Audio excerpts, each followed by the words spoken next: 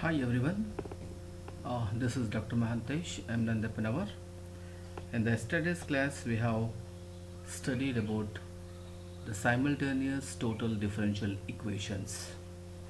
The simultaneous total differential equations are those dx by p equals to dy by q equals to dz by r. Such equations are called as simultaneous differential equations where P, Q and R are the functions of x, y and z respectively. So yesterday we have seen how these differential equations are solved. How we can solve the simultaneous differential equations. There are two methods. Yesterday we have discussed one method, that is grouping method. Another method is today we are going to discuss, that is a method of multiplier, right? So when the problem is unable to solve by grouping method, then we have to move to the second method, that is the multiplier, method of multiplier. Okay, let me discuss what is mean by the method of multiplier. I will tell the procedure of that, then we'll go for one or two examples. So solution of simultaneous equations by method of multiplier. We know this is the equation 1, dx by p equals to dy by q equals to dz by r is the simultaneous differential equation, and p, q, r are the functions of x, y and z.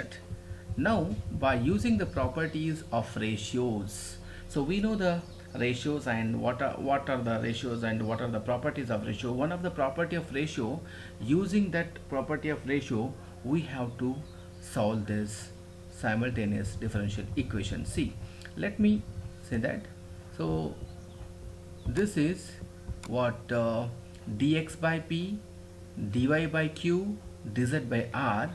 I am going to multiply this by lmn, and I have to sum in such a way that, so L dx plus m dy plus n dz whole divided by Lp plus mq plus nr equals to a constant, make it equation 2. So lmn are the multipliers. By using the multipliers I have to calculate this sum. So suppose a differential equation is given to us, we have to choose which multipliers we have to use. So lmn, suppose I have chosen for a particular problem 1 1 1 are the multipliers, then in place of L1, in place of M1, in place of N1, here also in place of L1, M1 and N1 we have to take, and we have to calculate this is equals to any one of these fractions. I can take this sum which is equals to any one of these fractions. Then so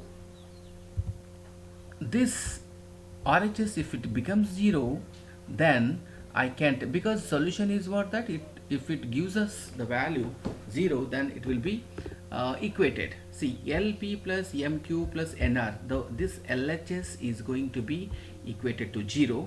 Let me take it equation 2.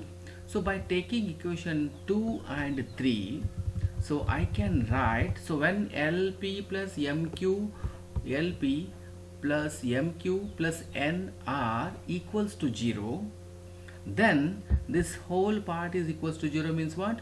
The remaining part L dx, M dy and N dz. This is the numerator part which is equals to 0. So integrating this equation we get one solution. Integrating this equation we get the first solution, that is psi1 is equals to c1. So make it equation 5. Again we have to go for another set of multipliers like L dash, M dash and N dash, right? So and using this multipliers, and same procedure, substitute the value of in place of L, L dash, in place of M, L dash, and in place of N dash, N, it will be N dash. Again the same sum we have to take. Only thing, the L, M, N values are replaced by L dash, M dash, and N dash. So after the same procedure, we have to make this denominator equal to 0, then the numerator should equal to 0. The same procedure is to be followed. Then again integrating that final equation, we get one more solution. That solution B, psi2 is equals to C2. So this equation is treated as 6. Equation 5 and equation 6 both constitute the complete solution of the given simultaneous differential equation. Dp by dx by p equals to dy by q equals to dz by r. Okay, this is the procedure to do the solution of the simultaneous differential equation. Let me explain one example on this. Yes, solve dx by x into y minus z equals to dy by y into z minus x equals to dz by z x minus y. This is the problem we have to solve. See, this is an simultaneous differential equation. So can we do grouping? First we have to check whether it can be solved by grouping or not.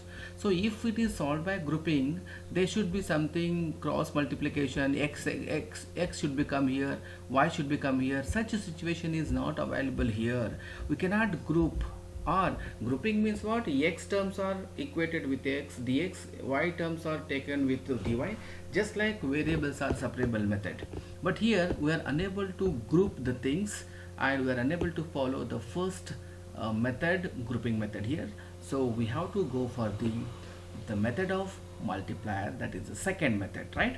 So let this be the given equation as usual, and let me choose the multipliers as 1 1 1. So 3 multipliers I am chosen. L is equals to 1 and M is equals to 1 and what is this, N is equals to 1, and I have to substitute in that the procedure equation. So each fraction is equals to, what is that, L dx is there, L is 1 here, M dy is there, M equal to 1, and dz is there, M equal to N equal to 1.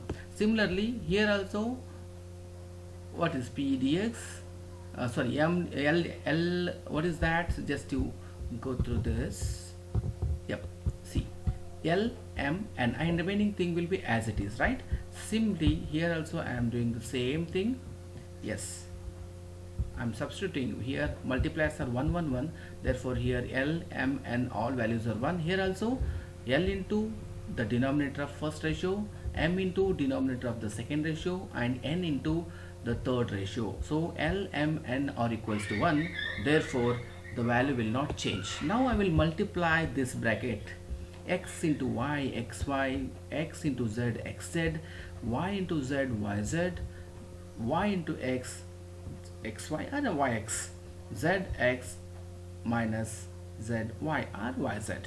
See, I can cancel all the terms. It has one positive and negative terms. Xy is there, here yx there, so both will get cancelled because one is positive, one is negative. Similarly xz is there and zx is there, one is positive, one is negative.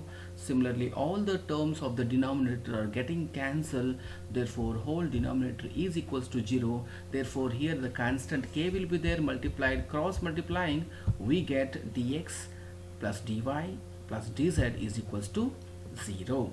Now integrate this above equation, we will get, so integrating only dx, if some nothing is there, 1 will be there. Integration of 1 is y with respect to x, integration of 1 is y here with respect to y, integration of 1 is z with respect to z, and constant of integration is c1, make it equation 2. So one solution we got, we should get one more solution. Now again we have to choose another multipliers. So here I'm taking 1 by x is multiplier, 1 by y is multiplier, and 1 by z is multiplier. So these are the L, M, N values I'm taking. The why I'm taking this multipliers, it is we have to observe carefully. See here, suppose in the given problem here x is there. Suppose I multiply 1 by x, x will get cancelled. Here y is there. Suppose I multiply 1 by y as a multiplier, y will get cancelled. Similarly here also z is there. Suppose I multiply 1 by z, z will be cancelled, right? So it may be taken first multiplier or it may be taken second. Here I am taking as a second multiplier. So substituting the multipliers in the ratio. The original ratio is what? L dx plus m dy n dz divided by L p plus n L m q plus nr. So thus in that ratio we have to substitute the values of the multiplier here. So 1 by x dx, so L value I am substituting, and here also 1 by y dy, and here also 1 by z dz is there. Again here 1 by x is multiplied with the first ratio value, 1 by y is multiplied with second ratio value, and 1 by z is multiplied with this. So x will get cancelled here, and y will get cancelled here, z will get cancelled here. Remaining is what? Y minus z, z minus x, and x minus y. 3 terms remained. Now so all terms, one positive, one negative is there. Y is here and negative y is here, x is here, negative x is here, z is here, negative z is here. All the terms of the denominator get cancelled. Therefore now the numerator is equals to 0. 1 by x dx plus 1 by y dy plus 1 by z dz is equals to 0. Now we have to integrate this above equation. 1 by x dx integration is log x, 1 by y dy is log y, 1 by z dz is equals to log z, and make it constant, or we can take it log c2 also, okay, because everywhere log is there, so I can take that constant is also as log c2. So log, this is log a into log a plus log b plus log c is equals to log of abc multiplication. One of the law of logarithmics, log a plus b, log a plus log b is equals to log ab. Similarly here log xyz is equals to log c2, so both side log is taken back, and xyz is equals to c2. So we got one more solution, that is second solution. Equation 2 and 3 constitute the complete solution of the given problem. What the equation is given to us, right? Equation 2 and 3 are the